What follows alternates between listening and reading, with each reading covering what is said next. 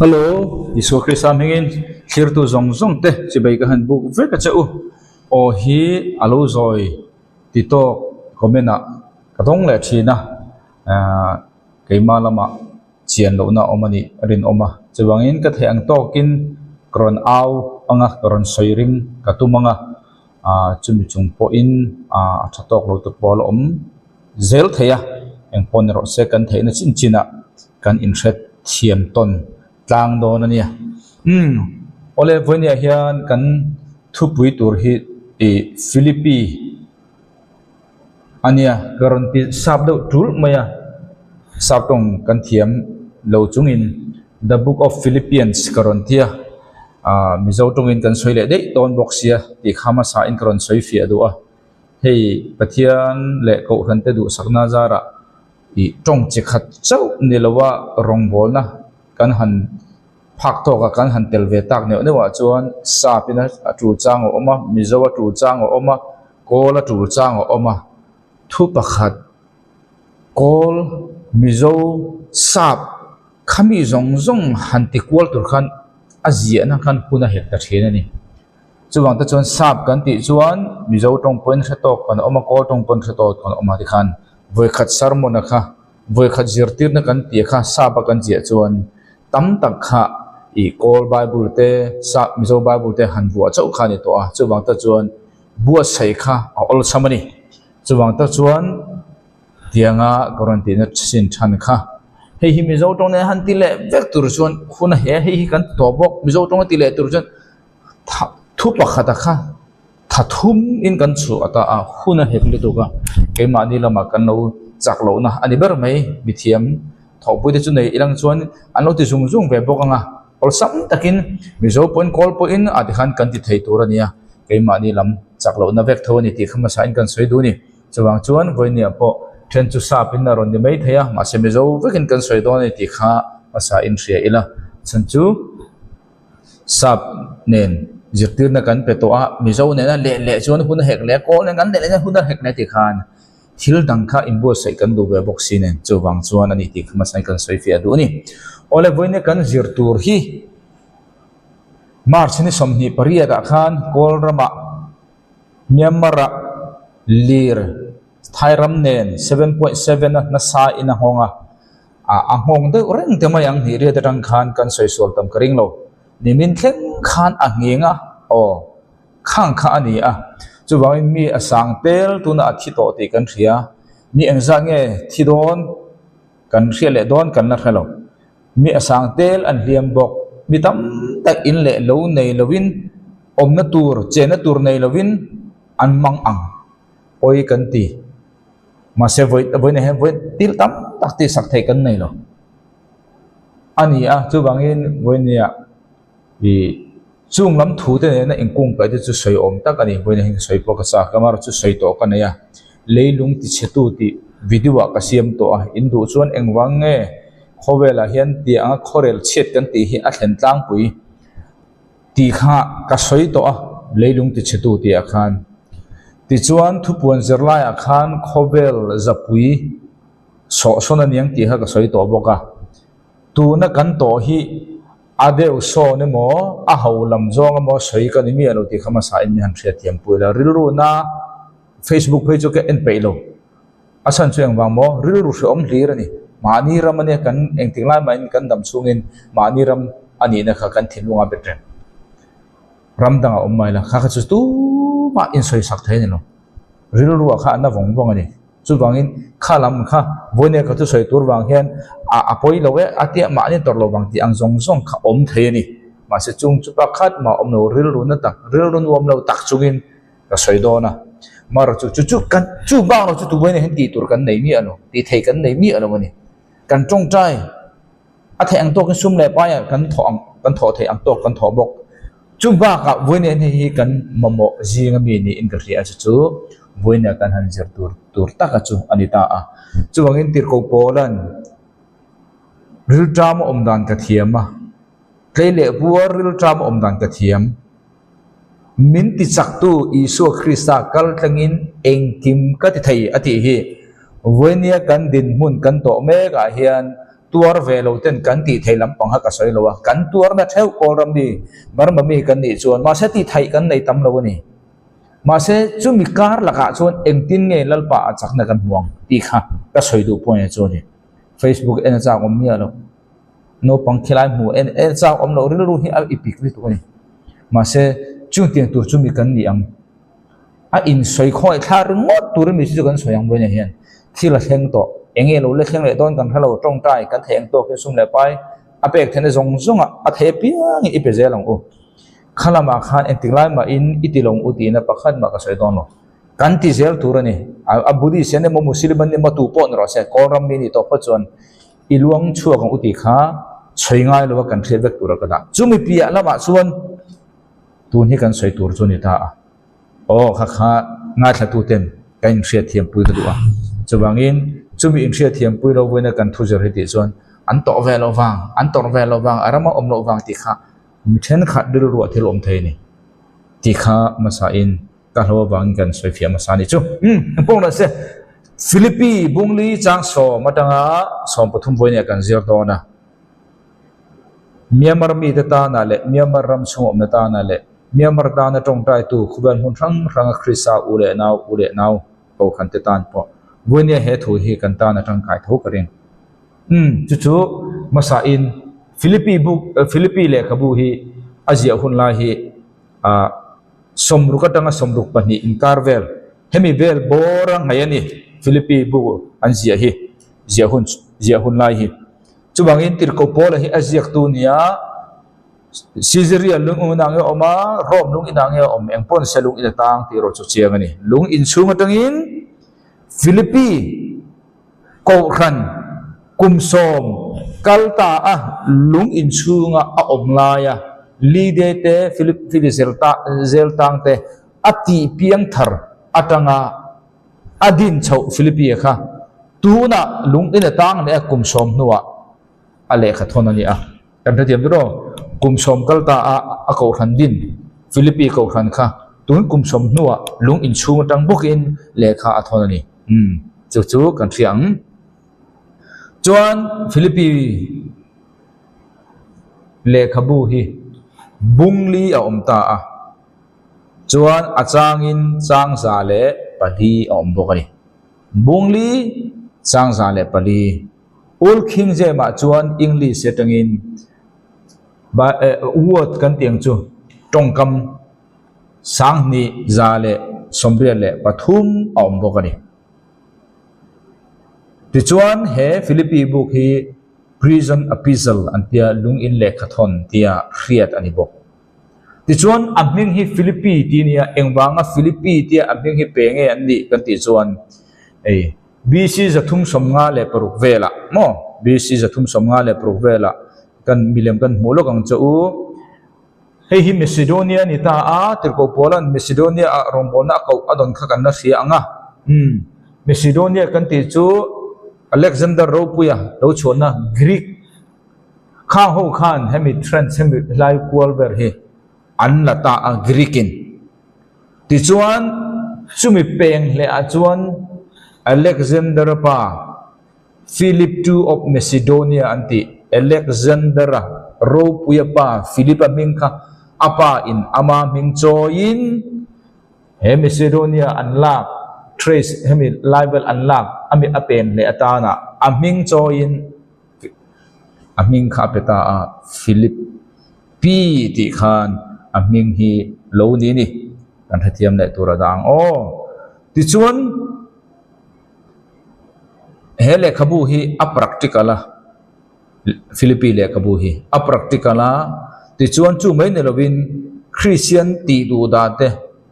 ดานะตัวเตเฮน่ามันหลักเละทนเละขบูนี่จู่บางอีกคนเนี่ยกอลรามาคริสเตียนบีตะกินรินนากันอูเละนาวเตเลียร์เฮียบางเงินตัวรังจิรังขังเงินตัวรังวันนี้เฮียนเฮียอันตันปออัตังกายงาวันนี้มุนรังกอลรัมตันเมียมรตันจงใจริลรวมโลเละริลรัวลุงเชียอัจับปอกันเจ็บโดนมาอันนี้กันเขรโลปอินกอลรัมมีกันนิดละเมียมารมีกันเด็ดละกันถิ่นลุงข้าเร่ง khilai thil thleng chu alom ompon kan lo loma lung che thla kan ni pon kan lung che thla reng ani kan lo lung chereng ani chu ani a Myanmar mi kan ni theta wangin chu wangin voinia kan zawai ta na ni ti kha ma sa in sheta ila chu tu ta ne na he lekha Philippines lekha hi ziak nge ani tirko polan lung in chu atangin tu ta ne na ziak nge ni kan ti chuan Philippines khuwa a om tirko pola manga ati piang thar tirko pola manga piang thar Christian ni hote Zudami le Zentel te manga ti du da tur Philippia tirko pola manga piang thar te ne na tirko polan lung in chunga tanga edi somruk pakhat velbor somruk pani velbora ale khase kani ti khan kan thathiam le ang ti chuan Philippines ko khan hi edi somnga pakhat velbora dinania kan soi to khakum som adina tang kum som nuwa zia kani kan ti kha chu khoya tang adin hi kan hu kan ti chuan tir ko thilti ta pokalo ziak le man lawa sapin alo ni le hi tir ko thilti bung som pruga khan ta khan li die le Philippines zeltam te an chung ko a baptisman chan kha kan thria ang bible khan enela khalai tang khan Philippines ko khan hi din tanania chuminu kum soma tir ko polan he lekha hi Philippines khwa om Christian ten Zentel tele Juda te manga ti du da tur mek hena lekha athon ani boinia hian keini ko Myanmar mi lir hi nga wanga khre om har sana mang ana tur mek tan ani a ingai sakta ela o chung te chuan boini hi zirkan tum don ani kha abek rong te kha kan han in tar lang ni sela o ti chuan Philippines le khabu hi bung lia thena ni ta a bung khat na hian enge a soiber kan ti chuan joy lom na le harsat nang mang anna ti du da na mang anna alo kalaya Krista arin na ngep nei bung khat na hian asoya asan chu ti du da an tur kan ti kha ti du da tur mek laya lom dan rin na nei dan kha bung khat na soya bung ni na chuan in ngai tlom na le thu oi na harsat na kara chu chuan asoi le a bung thum na chuan harsat na alo in chan dan le atop dan kha soi ni chuwangin engwange harsan to Juda mang le Zentel mangin Philippi ko ran ring tu ho kha Isu Krista chanchin tha an thilawangin chu chuan harsat na thlen engwangin nge harsat na chu atopa omle an lungrol in lungrol na in sui khom nan nei in lungrol lo na chon tu man min ngam tu man min hlaw lo chu abung lina chuan enge asoi kan ti chuan bung lina chuan thamuan na le confident kan ti chu ral rin na kan ti don nge ma ni in rin tok na kan ti don nge confident na kha harsat na mang an na kara po rin tok na le thamuan na bung lin hian asoi ta chu voinia kan zirtur ber hi hei hian ta a harsat na mang an na Myanmar kherlawa po khovel mun rang om ring tu ten mani to ka kan tok theu chuwangin voinia hian hei hian itan katan Myanmar ko oma harsana mang anna ti sa takin kan don nge atak takin anni ang chutok lo ma ila mani to ka harsana tok theu kan ni karing chungme ta na chuan voinia hian tel bokani ti kha ria ang chuan Philippines ko ran hian thim kan tiang chu thupui anei deuh bik ta a tam takanaya joy kan ti te hlimna kan ti te fellowship kan ti te kha anita a chuan chubang a chuan hei hi rejoice lalpa a chuan lom ru ti te kha anita a athupui pakhat na apani na chuan fellowship ring tu in ti sakton na apathum na chuan unity and selflessness ma ni tang ma sial lo na le in lung rol na kha khan nia ti du da na ring lo mi ten na ring tu ten ti lai blok khan an unity pum khadan ni mani tang ma sial nan nei lo chu chuan kha har sna khan do ne chu boin hen kan sirve tur bani mel em tru o mani tok thewa apalina chuan in Christ hemi pali hi Philippi hian asoi urta a voine kan thu puine na inkung kaya chuan ama saber le anung ber lom ru ani lo pole lalpa a chon na satkin kalom thina ni ti le lalpa a khrisa a ti kha voine kan zirlai turina min fuina thu kan urbik tur chu hemi pani hi kan zir wa don ni chuwangin rejoicing ati lom na ati chu enge kan ti chuan tam takha soifia lo mai teng the experience of gladness ani maya lom na mani na ton na khani mani na lom na lim na ton riat na kha chu chuan a soi chu ni ber mai rejoicing ti hian na soi na lom na ti mo ta khan du to kang in Christ ati hi Krista a lalpa a ati chu ange kan ti chuan atoi te in soi ta ina Krista ne na in pung ka ina zona mi in anun le Krista an pung ka ina zona chu Krista a ti na ni chu Krista ne in pung ka ina kan nei ti na ni chu ol samber chuan tirko polan lalpa a chuan lom for u ati chuan enge omzia Krista ne in pung ka ina khan ti na ni Krista ne in pung ka ina khan nasatakin lom ru ati na kha ani chu ti khan ani ta chuwangin he in pung ka ina hi mi in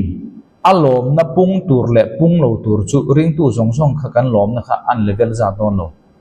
mi email riat dan kan mail riat dan an level lo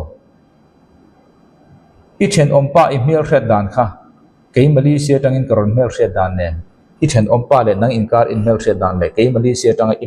then ompa ka in mail riat dan chu a nang che lo mai the ni kan soi du point chu eng ang khopin nge kan in tlang nel eng ang khopin nge kan in riat chian tia khan mi tam tak chu lom na kha ain ang don lo ni chu helai na soi chu ni ole chuwang tir ko pola khan voina Philippi bungli chang som kan ziranga tuna rejoicing ati kha hlimna ma ni nge na ton riat na ni ti chuan Krista a ati chu enge kan ti chuan Krista ne na inzom na ti na ni Krista ne na inzom na inupui nupa inzom na le then le rol inzom na chuan angmi alo inzom na ro atro a in cha lai a in thuk lai khan tiang deuh khan ani chuwang mi in Krista nen an zom dan kha eng angin nge a cha eng angin nge a thuk ti zira khan mi in alom na hi pakhat le pakhat kanelun angdon mi alo kha share in thupu Philippi bungli chang so matang ten kalang nima selalal ul king jem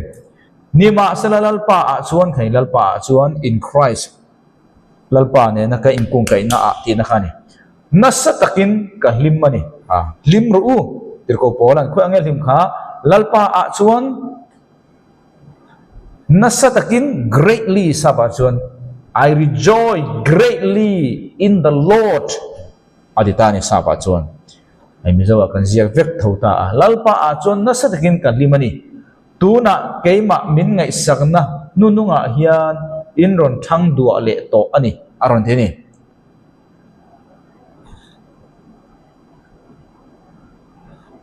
tirko kasiar zo photanga amal te kan kalang chuta chuan nangni po lungkham in nga kha nima sela nangni chuan punrem chang in ta cham ani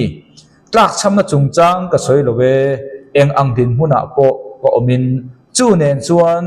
lung oizel ka zir to awangin ti tom ni turin eng tin nge ti ka hia a nga turin eng tin nge ti ka he ve a mun tin renga le thil zong zonga te tlai puar le ril drama omdan le tlai taka omdan le mammo na tuar tur ve a ti tur ti tir kani ve a ti tir kani keima min ti saktu Krista kal tlangin thil zong song ka ti thayani ai ta ni hla hian tir ko pole hi apating khop maya bunai kan zir tur kan nei tiu maya tirko pola khana china ka soito kha Philippi khwa chu tun azia me kum som kalta a ama kaltanga Philippi ko ran kha ding ani adin libin Philippi hian tirko pola hi antan pui thi ani ma se he ni ma selalal pa chon na satakin kalimani engwange lim ente ang tu na keima min ngai sak na nunga hian tir ko pola khan tu na hen nang ni miron ngai sak le a in ron thang dua le to a ti in hei hi ulking je mani wangin hei takhine bible study angai na chu kan thria thiam dan tura ji kela bible asabina soidan ni le mi alowanga kan fi ang ase sap soidan ni mi alo ani chune tinge kan tiang kan fi dan ringo thi bible ni lo ti kha ria ila bible chuan ama in thu tong kam word thana na ya azia kanga kan ziranga keima ni riat fi dan in kan soi fi tura ni chu teaching teacher kan ti chu ania ke chu bible hi riat chiara ranga khrewe thiam tur khan kan ziak ta bible kha engma hi at awu ta kha fu thei to lo re chu bible le lin na har sa ep em chuni hi karon soidon ngai sakna ati chu nge he bible na soi chu tir ko pola kha antan pui thina philippi ko khanin ma se hun engmo chen kha antan pui thei antan pui to lo ma se tir tuna aron tan pui le ta a chu ta lai la chun tir ko polan e khai minon ngai sak le wangin ka lo me ati chuan engting e omta e khai tir ko pola hian i sumalo du he mai ti tur pakhat na om apani na chun ange min ngai sak lo reng reng ani mo khami hun chung zong zong khan tu na miron ngai sak na hi iron thar tho le ti om je chu khami ma zong zong khan in miron ngai sak lo ni mo atir khan min ngai sak ma se hun emo chen min ngai sak thailo ma se tu na miron ngai sak thar le ati na nia chu wang ta chun kalom tir ko polang soi khan het eng wange lom e khai kan tan i kan ngai sak thar bangin alom ani mo ani lo pole pani na chun sum le pai kan pe wang alom ani mo tir ko polen sum lo du le mai ti tur kha tir ko pol kha misunderstanding theini shit ating e kan ngai koi theini tir ko pola khan khami kha du lo mi in puisa min pe ka van long ve ka ti chuan puisa ka du ti na ani dei thei ta ni tir ko pola po chu chi lung ina ka ta nga kum som kal ta in din tan tir khan min tan pui thin ma se hun eng ma chen mai min tan pui to lo min ngai sak to lo ma se tu na miron ngai sak thar le awang hian ka lo mani ti kha ang ta a khayo khai khung hun kha le chen kan ngai sak lo na le kan tan pui thei lo na khan min de mani mo ti kha om thei ta ma se tir ko polan tha rau pui thing ani thla wangin chung chu eng ma sai lo chu a hil fian ka boina kan zir do ne chu wangin tir ko polan keima min ngai sak na thununga hian inron thang du le to ani sak bible thang ka chun inron revai le a ai ta ni chu ta chuan nang ni po lung kham in nga kha eng wangin nge tu nuwa chau hian hun rei tak chung kha min ngai sak thei lo ka ti chuan min ngai sak lo ni lovin min ngai sak na ti lan na tur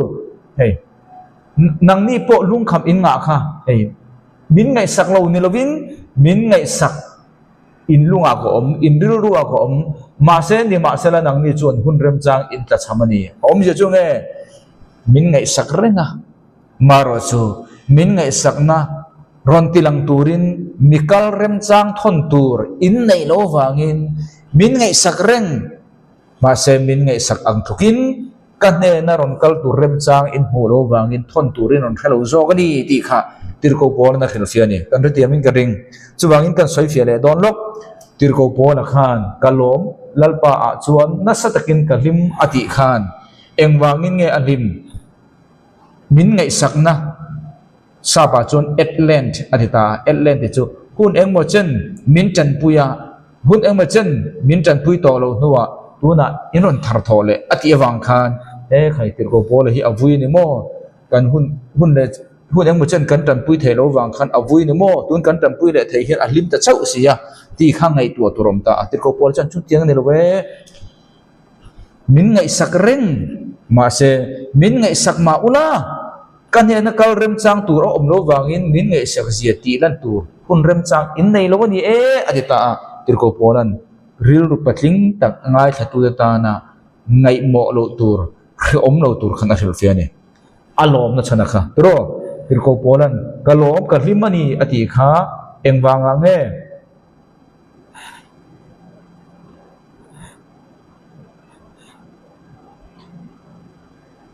pui samiron tan pui wang khan ka himani ti kha angta tir ko polan ani lo kha apani na chon nge ha hela hian alom na chan kha pakhat na chuan engwang nge lom chan kan ti kha pakhat na chuan alom a chan chu aron tan pui na kina kan chim no na ma se khami tan pui wang khan mi alom a tan pui lo chung jong khan a vui ti na niam ni lo tan pui du reng ma se kal ram chang an nei lo wang le thon tu rem chang an nei lo wang in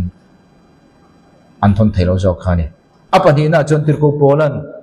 lalpa a chon ka hlimani ati kha apani na chon e khai miron tan pui wang hian sum le pai ka du le tuka ka hlim ta ni ti na ni lo ka tlak cham chung chang ka soi lo ve eng ang din muna po ko omin chu ka din mun nen chuan lung oi zel ka zir to awangin azir to lung oi zel ka azir to buina hen kan din muna lung oi zel tirko pola na azir chua panga buina kan zir ve to ni tirko pola khan min ngai tha banga ni lo hun rem chang nei lo wa pakhan na apadi na chuan kalom hi sumle pai miron pe ka banga lom ka ni lo ka tlak chama wangin miron phuwa kalom ani lo ati eng wanga mo eng ang din muna po mala din muna khan eng ang din muna po lung odan ka thiam ti tom ni turin eng tin nge ti kani om je chu kaniam turin ei tur nei loin din mun sia po mala kalom je lang nga turin eng tin nge ti ka kheve ve tak nei mo din mun tha po mala eng ti long tur nge ti ka ria mun tin renga le thil zong zong ate tlei puar le tlei dan po ka thiam ril tam ta po ka thiam tlei ta ka om dan ka thiam mamo tur in ka khia engwanga mo keima min ti chaktu khrisa kal tlangin thil zong zong te ka ti theni tir ko pol chuan a thil zir to awangin a thil zir chuan tir ko pol kha eng din muna po omse lung oi zel dan athiam tir heta hian thil paruk kan hua pakhat chu nge tom pakhat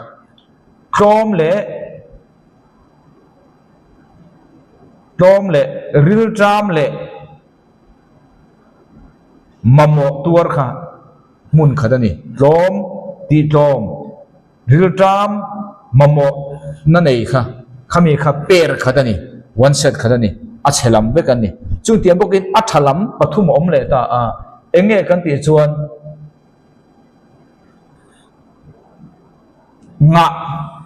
nga oma tlei puar oma ti chuan tlei taka om dan khom boka chuwang tir ko polan thil paruka soya per ne ni pakha chu ti tom ril tam mamo na nei pakhat per khat chu nge kha nga tlei puar tlei taka om dan khami kha eng din muna po o om tir thei turin tir ko pol khan azir to enge azir chu kan hriat tur chu ni tir ko pol khan an misunderstanding khan law alom na kha mi nan tan pui ka lom ve ti chun atam pui na chunga khan alom am tha alom lo chu ni lo viawang mar chu alom na sana kha tir ko pol hian sumawa du ve thil kan pe lo chu ka chu lo vuya kan pek ve la ni mo alom anti palang ti kha raw wangin a khil fia ta ni ro pakhat a khil fia na chu hun rei tak an ngai sak thei lo na chana kha ka vui lo ania kal ram chang in mu lo wang chawani ti ngai thatu ta nuam dak turin asiam pakhat na apati na chu alom na chana kha kamamo a miron phu ru wang alom kanilo ke chu eng ang din muna po omila kalom ani ati ta ni chumi azir chuan na chuan teipo puar lampo per pani kha engti omdan tur nge ti a khiat na chuan azir na chuan enge ni kha ti kha keima min ti chak tu kal tangin thil zong zong thil engkim ti thaya siam ni chu tu tangin mo kal tangin khrisa kal tangin chuwang chuan helai hian zir tur kan nei ta a thil zir to zong zong in tir ko pola kha thil zong zong ati khan out of context anti bible context lo tang khan fazir tu na ti dam na kha a soi ne lo sum le pai de so thai na kha sai a soi ne lo helai na zong ati chu tu na per paruk ka soi kha ti tom ril tam mamo na nei nga tai puar tai taka om ti kha zong ti thil zong ti na soi hi ni khame lam lang thil dang kha tir ko polan soi lo mi tam takin hei hi a context lo pui hian kan soi thina ke ma telin mo ma se tun chi se tong o thil zong ka ti the ti hi heta ti dam theina kha soi na ni lo hemi context hian khami paruk chau kha ni soi na chu engwang e ti thei zir chuan e chu a zir chua chuan thei na apea thei na chu tu ne atanga dong nge khrisa kal tangin chu khrisa chon ama chu thei na pea hemi paruk per pahnia kha ti thei ve kana siam ta ni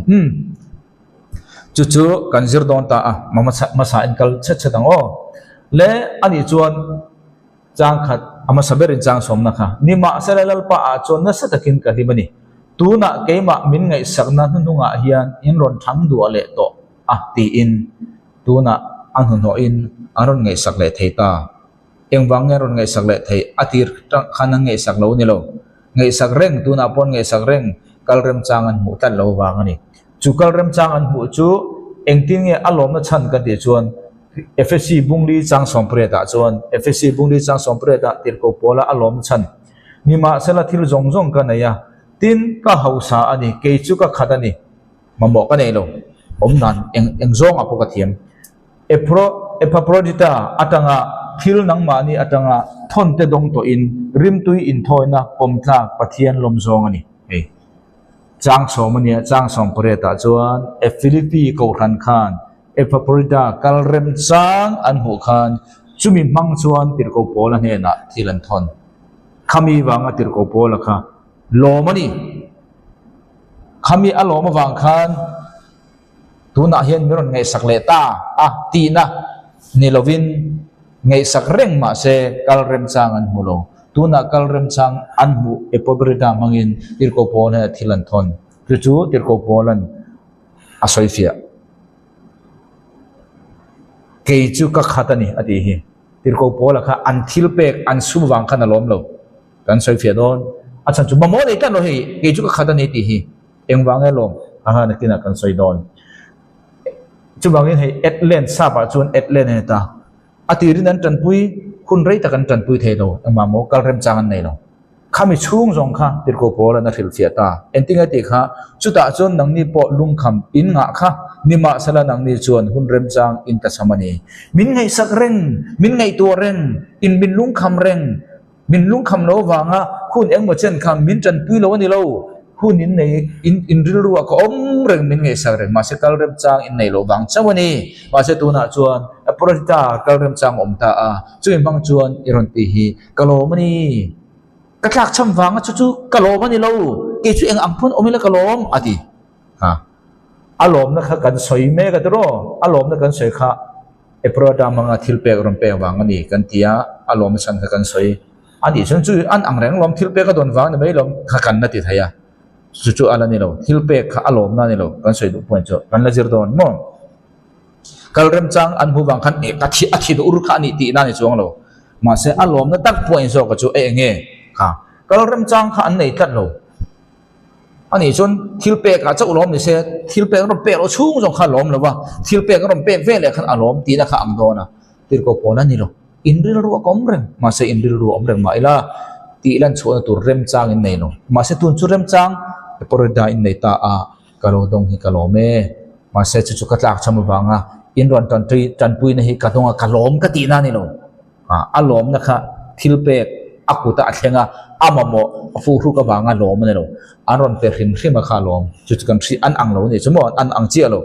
kan soi fe don an ang chi lo apani na chuan min ngai sak lo pho kha inni kholo wang ni lo rem sang in nei lo wang ani te a hil fia kan te kan soi ta ni chu tir ko bola chu engwange thilpe an pe a akuta thleng chu a thilpe ka alom lo ka ti na chan an thilpe chu lom ma se akuta thena wang ka mo hi cho ka ei chak em mek an rom pe ka ei theita ti alom kha ni lo ka soi du point chu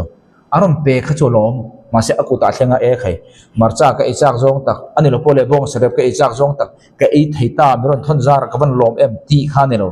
aron thon na chang an ma nia du na thon na chang an thre ta kha alom chanani chu wang ta chuan mi ron thon lo ma ula in rin ru ka cham reng kha ka lom na ni ti chu tir ko polan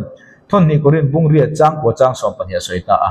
nang ni chuan kan lalpa iso Krista khoi na chu in hriat awangin ani chu in a hausana a chu ti chung po in nang mani awangin ani chu ra theya lo chamta nang ni chu amar theina kal tlangin in lo hausa thenan ti in tin heta hian ka fin chu ana chu ka soi ani hei hi nang mani tan a om awangin tir ko pola khan thil pe ka zir tir che ngai to ta u rong bol tu te atam zo kan lom na chu mo mi kan thu zir tir ten kan thu zir tir awanga an nu na ra chuak ataka an man chuak an mu hi chu ba ka lom na kan nei lo tir ko bola po na china ka soi kha thil pek alo dong kha ka sar ei sak zong tak mai ke ei theta ka ba lom ati na ne lovin thil pek a zir tir thina chu thil pek a zir tir Philippi ho chuan tir ko pola zir tir chu aron practice aron thon chuak abu kha kha alom na ni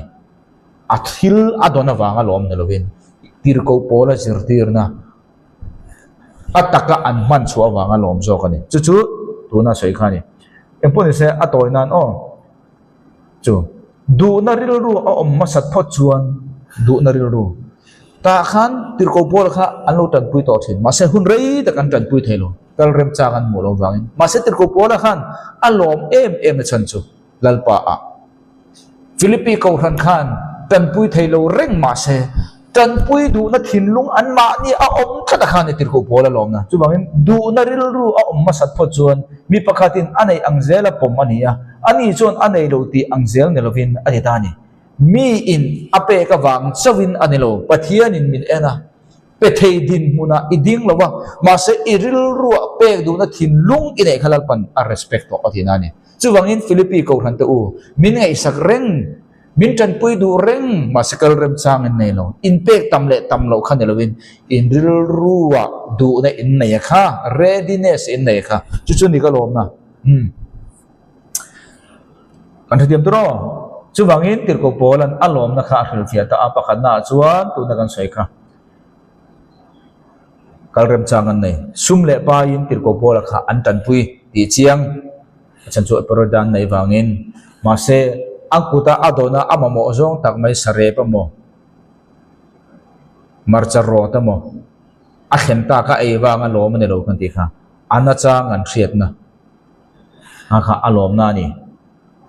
rei ta kan tan pui thelo chan po kan ria an dil ro om reng kalram chang nei lo wa nga ni ta po khan tan soi te an dil ro pek du na le tan pui du na an nei kha alom na zok chu ni pe tak tak thelo ma se pathian point a en zo ka chu an ma ni pek du na nei na ni ki kha kan soi fia to a ti chuan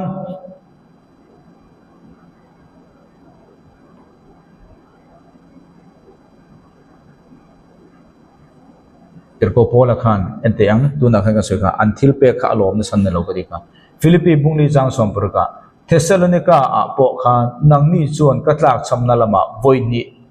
thum aya tam iron thon tak awangin aron tan pui alomi thil pek chu ka du ani lova tirko pola khan athil an thil pek akuta thena wanga lo mane lo kati khan thil pek kha ka mo ne lo enge mo ma se nang ma ni thula ma na sataka in ra nan ti ka du wanga ni nang ma ni ya chu thu pathian thu thil pek thu ka zir tir chawa lo ra chu ka intan ha son na ani na le intan ra tha ba na po ani na tur le a po ani na tur kha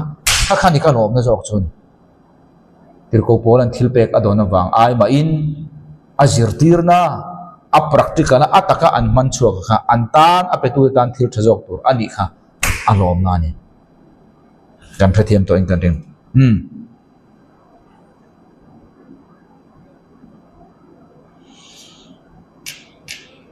achan chu engwang mo chang som pa ni ti tho mi turin engtin nge ti ka ria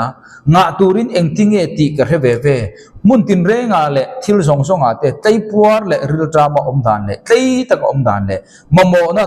tuar tur ve ve a ti tir kani avai apani ni khan athalam le achia jong jong le atha jong jong ti thei tura train kani zir tir kani ka zir to ani ati chu a zir to na chuan min ti chak tu a chuan engkim ka ti thei ka mi zo bible in sai kha chu mi azir na chuan tun hen ange zir min ti chak tu isu khrisa chuan ani mo ti chak tu khrisa khan tu min hen a chuan azira thu tak azira a chu athil zir chuan athil zirwang chuan azir tir tu Krista khan chakna ape a chu chuan ama kha ti theina siam tlani ani chuan enge tirko polan azir achan chu kazir to adano mi tlele puar ril tama umdan ka thiam ta min ti chak tu Krista awangin engkim ka ti theini engkim ati theina chan kha zir chu anei chu azir chu na pa chuan ti theina strength power pe a chakna pe a chu chuan chumi cha power pe bang chuan thil jong jong kha ti theya khe om a thlen po in anu ma thlen po in lung oi zel dan contentment ka ti lung oi zel dan kha a thiam pha ta ni chu ani chuan tir ko pola na nge zir chang som pakhan na Philippi bungli chang som pakhan na tlak cham na chungchang ka soilo ve eng ang din muna po ko omin chu nen chuan lung oi zel ka zir to tir ko polan zir to nei chu a zir to chuan engkim ka ti khan thil dang tel lo kan ti kha teile poril tam thil cheru kan ni ka ti kha khami engkim kha ti thei turin sakna athil zir khana pe a athil zir na pa khan sakna pe a chu chuan athalam le achelam ve ve apo lung oi zel dan athiam pha ta ni rakha anita chang som pani na ti tlom ni turin engtin nge ti ka khia nga turin engtin nge ti ka he ve ve a mun tin renga le thil zong zonga te tlai puar le ril tama om dan le tlai taka om dan le mamo na tuar tur ve ve a mamo na tuar thei kan ti chu mamo na ne ya ma se mamo oni sela a om tan lo chuan mamo e mai mi lo chuan kom thei lo ti ang khan loin mamo nei reng chung suin ma se tur chok thei ti na ni chu chu chu eng wang mo a thil zir wang ani kani keima minti chak tu Krista kal thangin thil zong song te ka ti thei ni thil zong zong ati khan hemi context ne na pia lam thil kha zong zong a khan tel lawang o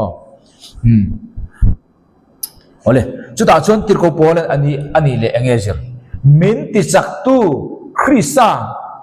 tel turena minti chak tu Krista kal thangi ta tir ko pol na zir chu Krista nge ya kha azir ta ni achan chu eng ba mo minti chak tu chakna pe tu khatu mo Krista ni kal tangin na ti hi chumi ne chon thutak zir anei wangi chumi chuan ti thei turin chakna strength apeta a chu strength apek na wang chuan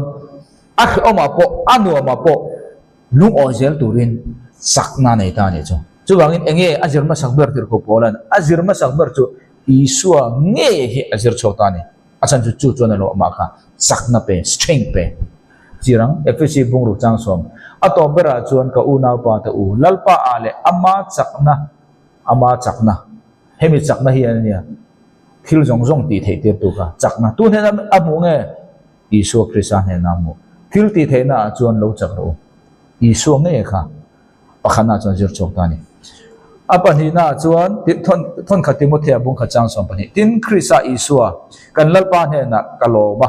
ani chuan ke chu ti theya min siam to ani tuinge siam tu kha ti theya siam tu kha isu Kristan ani chuan ke chu rin oma min chiar ta ka wang hian rongbol na chunga ke chu min da ve ta ani chu wangin tir ko polan zir nei chu azir chuan sakna pe a can do ti theina pe a thil zong zong chumi ti theina ape na chuan oma po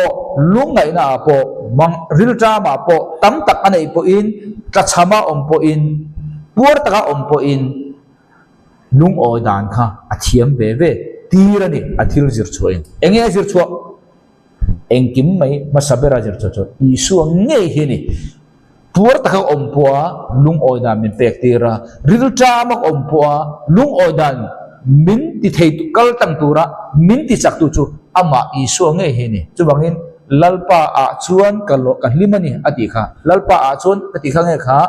Krista ne na ingkung kain Krista ne na inlai chin na ka kha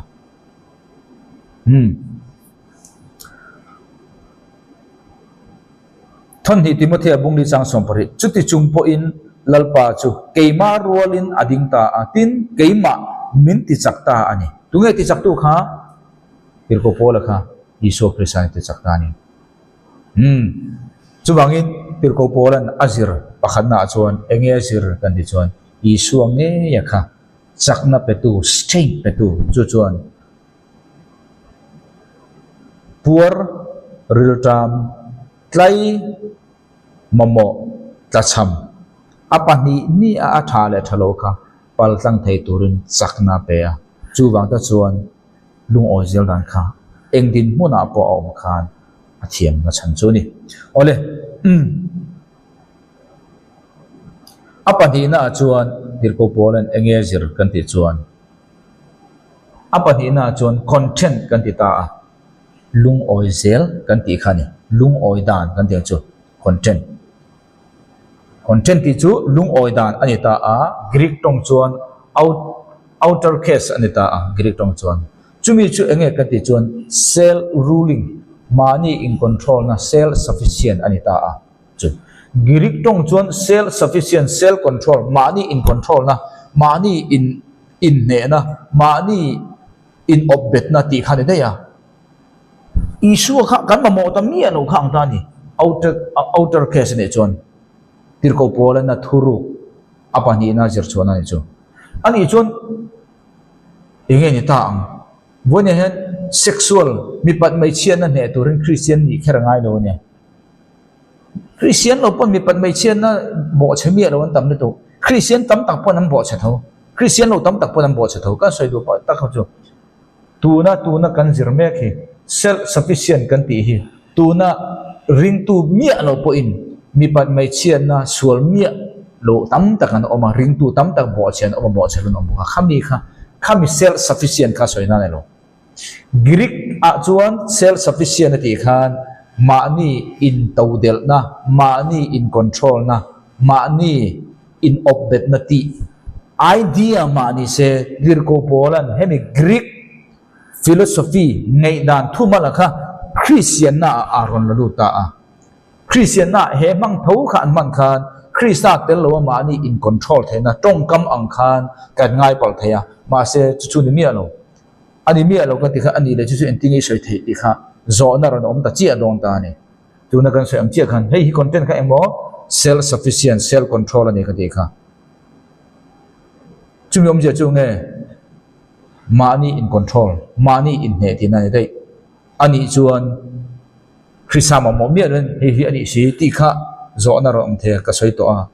Greek philosophy kha tirko polan he tong kama kha Christian na ala luta ring tu nu na la luta a ring tu nu na chuan Christa ne na in lai chin na in Christ ka ti kha kan riam Christa ne na in lai chin na kan ti kha khami atanga mi in ma ni control ani na kha a soi na ni ta dai ni chu ta ka chu kalatia bunga chang som ni pania chuan tharau thiang lim ra kan soi do na tharau thiang lim ra tu rang nge tharau thiang lim ra cherang tharau thiang lim ra ni si eng ti nge he tong kamino om ni ma sala tharau ra ero chu mangai na te lim na te khamo na te chel na te ngil ne na te than na te rin om na te zol do na te in sum thai na te he in sum thai na ting karon manga self control ani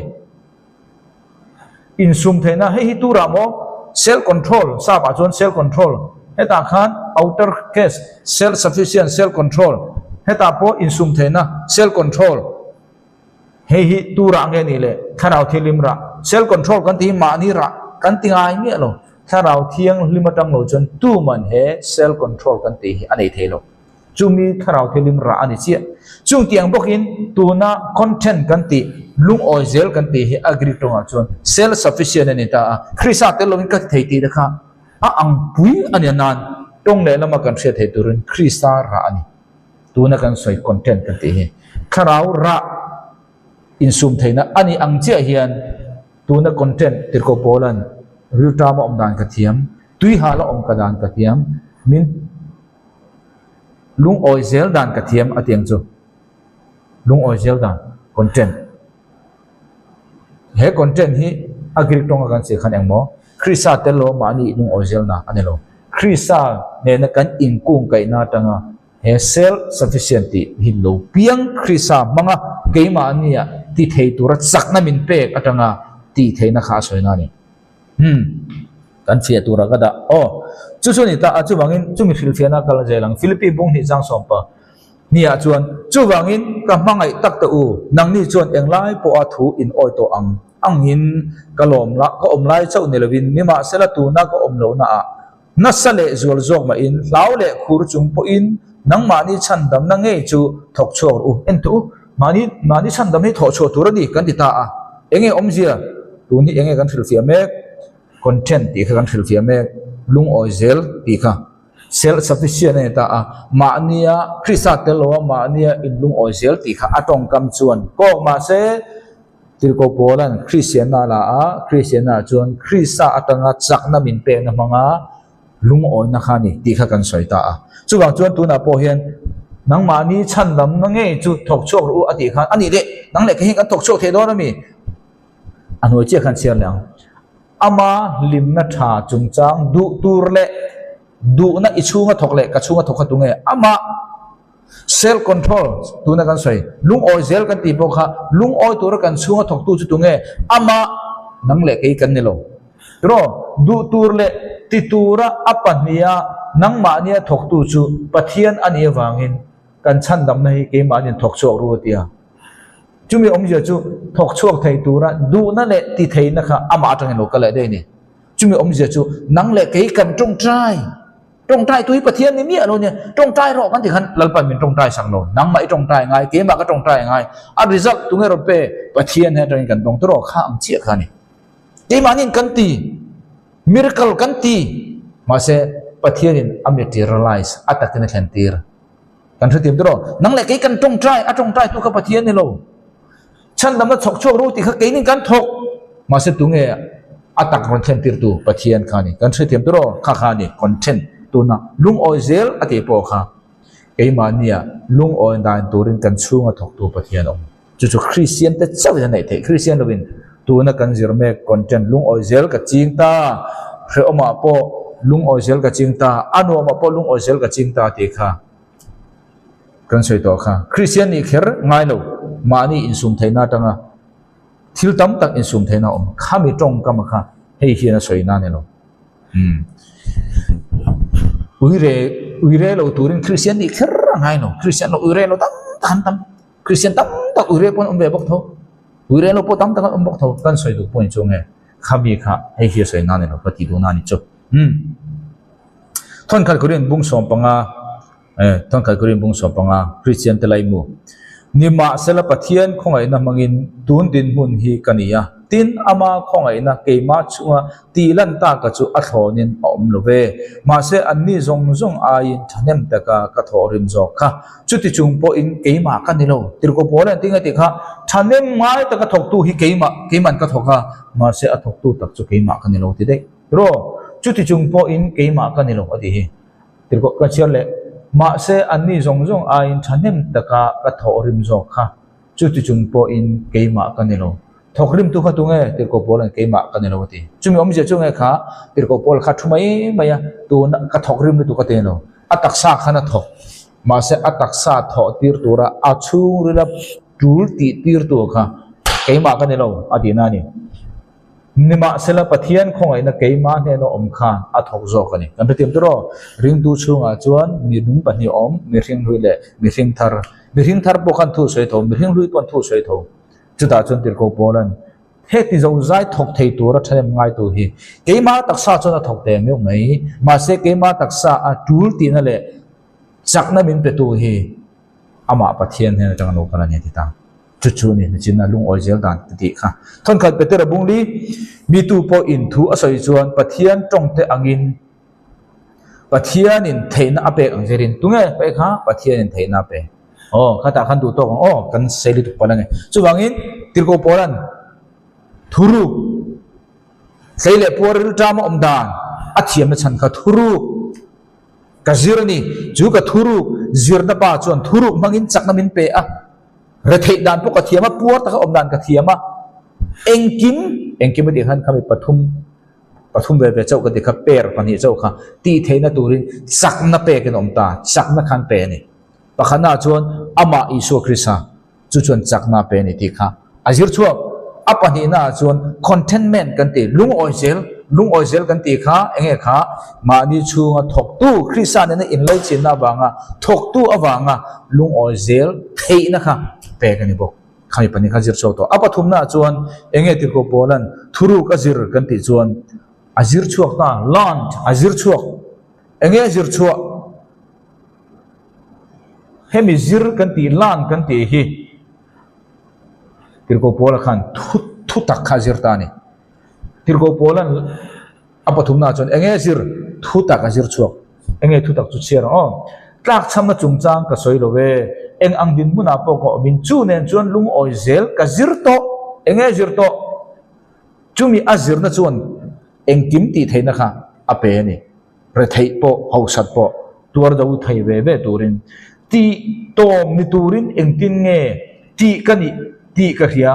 eng nga turin eng tin nge ti ka he ve a mun tin renga le thil zong zong te a te tlai puar le ril trama om dan le tlai taka om dan le mamo na tuar tur ve a ti tir kani e keima min ti saktu khrisa kal tlangin thil zong zong te ka ti thei tlei dan puar dan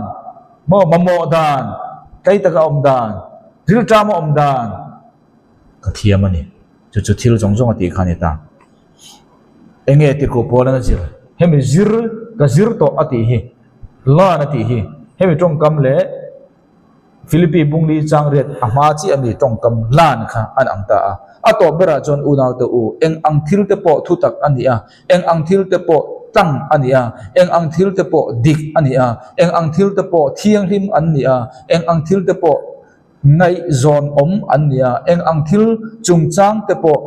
thandan tha ania eng hlut na po a oma eng fak na po om chuan chung thila te chuan ngai tur u chung thil te chu inzir to le inzir to cher samang pom to ani tin in ngai tha to a keima in hu to bok tir ko polan azir to a chu azir to chu Philippine na nang ni pon inzir to kan he na tangin keima azir to kha enge ni ti in hu to chuan tir ko polan azir to a chu azir to chu mi te po in anzir to bok chumi azir chuan tin thamon na pathian chu nangmani he na omang hemi azir to khana ne tir ko pola kha tlia po puara po lung oizel dan azir chu chu a result chu ni enge azir to result chu tleile puara lung oizel na thiam tur puar chu lung oizel khanelo tlei chu lung oizel khanelo tlei po nom bil tam po in lung oi dan kha azir to chu chumi po in ama a an hubok anzir to bok ani chu chu ta chuan azir chua thu tak chu enge pakhanna tu ro polan thu tak azir to chu azir thu tak chu ange pathianin kan chan na hi kan lok na ta na achan tir thi chu azir thu tak pakhanna ni Philippi bung kha chang som pania nima sala una pa te u thil keima ne na lo thleng te kha chanchin tha ti ma son nalama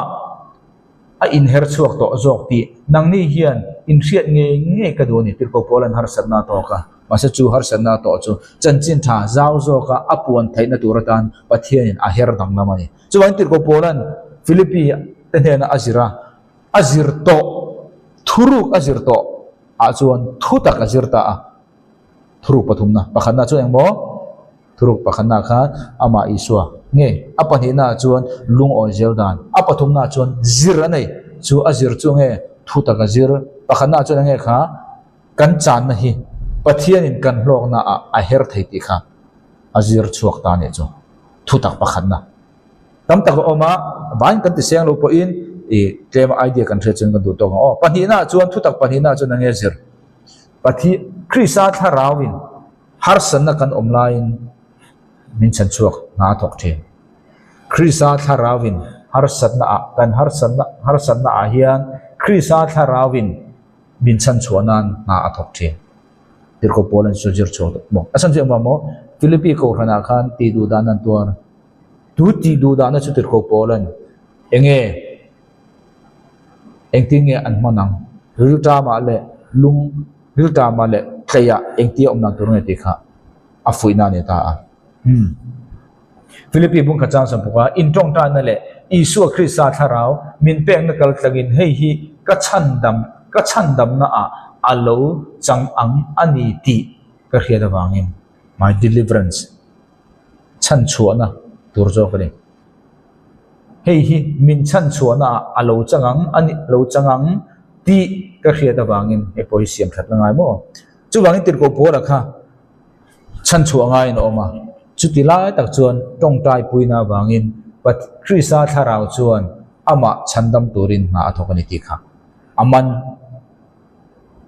chu thu tak azir chuan tleya po rilta ma po lung oje la zirtir ta ni apathum na thu tak azir na chuan suffering har san na kan ti hi pathian thil pe kani with good purpose thil tum thatak nein pathianin har san na kan ti hi pathian atanga thil pe kani ti kha thu tak aman thu tak azir chokta Philippi bung khachang somni pwa nang mani ne na Krista ai oa chechu Krista ai oa chechu pek ania ama ring tur chau nelwin nima sala ama awanga tuar tur po in ayatani Krista aya chechu pek ani nge ni khami kha che o che mo empon ro se helai muna hian tor Krista tan tor po kha pathianin thil tu manaya thil pathian thil pe kani chuang tir ko pola khan anuna harsana to ka ma se chung jong chu pathianin om zenain ti tir tur nein alo ton tir ve kani ti kha aman chwa to nu khan drama om po khan pathian hei ni khina eng bu ka hri tu na ka hriat ni mai no na khina ka tan thil hlok tur ani ti kha aman to apalina chuan the world suffering for Christ is glorious rewarded Krista tana harasan na saber kan torohi loman ro pui taka pek nani tunlaya Isu Krista awanga nom turungot kan zirtira vanika yang chanchin thairin chuan pian thar chuan masabana lomani lo mai theni loman mutur chuan Krista le chanchin thawanga rathei torngai mani nun kholo wang te tongkam uluk lo wang te ne lovin chuwang Krista awanga mi in ator na hi loman ro pui taka don nani chu kan in zirtira ngai ton la hian Krista awanga engma tur lo engma harsa dom lo anuam ringot atha ringot ti kha zirtir na hi manelo idong don Krista irin cho idong don ma se kha midang ne i pek chon turani nang ma in burlen na nelo ti kha soi tum point choni ole Philippi bung ni chang kwa chu wangin pathian po in ani chu sang taka achoi sang to a tin ming zong chunga om ming chu apeta a Isu kha ming zong chunga om ming peturin enge tor kha tu ma tor pai lo thina mai dil chu kal kha threm hun chu kal kha ni ma se pathian at kai thawa ming zong a chung nung berpe chu nang le ke tu na kan din mun poni chu tir ko polan thutak azir chwa choni pangana thutak pangana kan na tho in all our working God is working in us and for us kan na tho na zonga pathian hi kan ne na thoka kan ta na thoka ni ti khatir ko polan thutak azir chok ta ni Philippi bung ni chang som pathum ama limna tha chung chang du tur le ti tura apania nang mania thok tu chu pathian ni na china kan soi to keima tho kan ti thena thok tura keima nia chak nam pe tu keima nia thok tura ti theina pe tu kha ama pathian ni chuwang tir ko polan ka khaman chuak ole parukna chuan imamo itlak samtin re nei don Philippi bung li chang chom bukwa sapin kalau dale mo Philippi bung li chang chom bukwa and my God will supply every need of yours according to his riches kanlalpa Isu Krista Isu aro punang asya ang zelin kanlalpa pathiani imamo na tinreng apu hu sakang seti khanita a chu tir ko polan khang thu tak kha azir chuak ta chu thu tak azir chu chuan sakna pe a engkim ti theina pe ka chuwang tir ko polan apanga na khan nge kha azir enge zir kha thu tak azir thu tak kan ti chu thu tak hian amain om zia nei lo kan rin lo chuan i mal no na eng ma om zia lo chuwang tir ko polan azir to enge zir to kha thu tak tu na kan zir zo dong chong kha chu mai ne lovin apali na chuan thuru ka zir chuan apali na chuan rin na khani enge rin tur kha thu tak azir chuaka chu thu tak chu heng hi ka chunga thleng do ni ti kha rin hi abong chumi pali chu thuru azir to kan zir chu ni kan hu tim doro apanga na thuru panga na chuan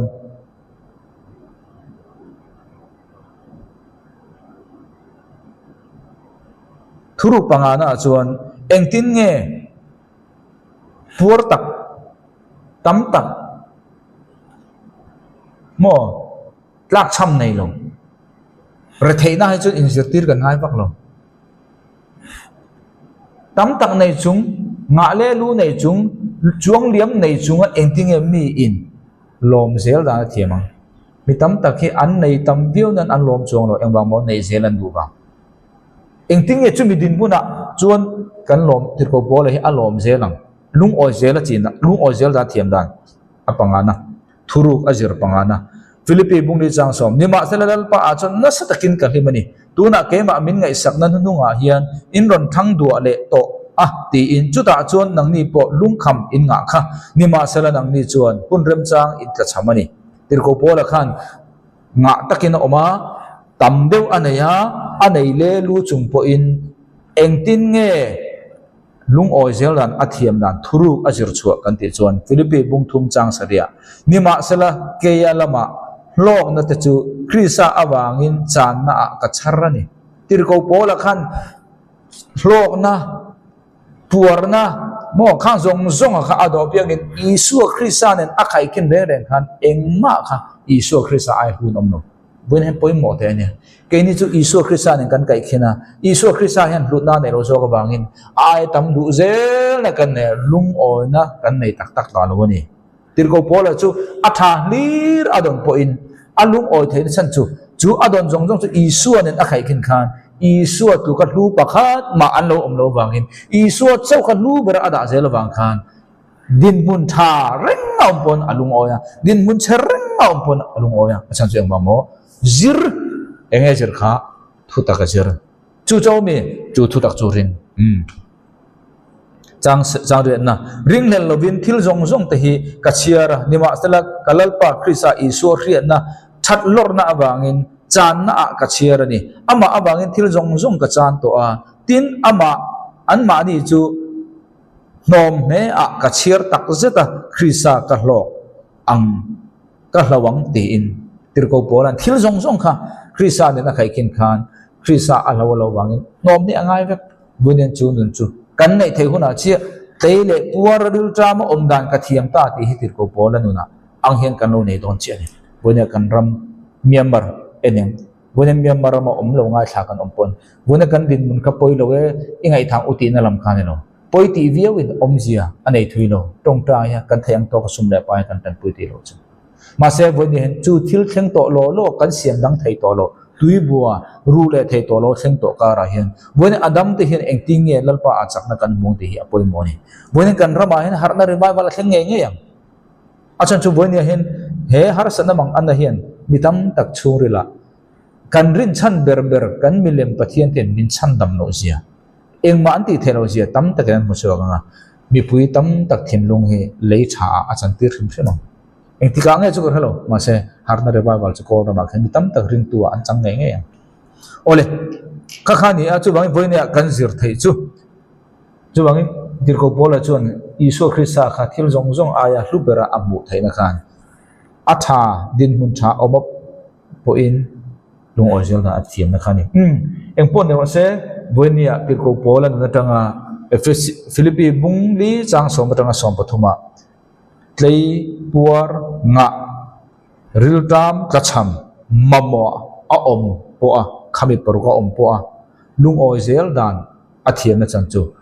zir to anaya chu azir to chu pakhat na chu ne kan ti chuan isu krista khani sakna min peto isu krista kha zirtat isu krista ne tang ha zirtat thil dang kha dilo apani na chon content kan ti self sufficient self control isu krista ne an kung kai na tanga lo ir chok khani apathum na chuan lon azir engezir kha thuta ka zir apalina chuan chu thutak chu arin apanga na chuan ange thil tha zong zong adon din mun tha zong zong adon piang isu nen akai khina isu tu ka lu pakhat ma am lowa isu chau luwa ada reng na khan din bun tha om ren po in lung o da thiam bunian chu nun chu kan nei thena ngai thatu zong zong te lalpa thermal som cheu chu ro se kalome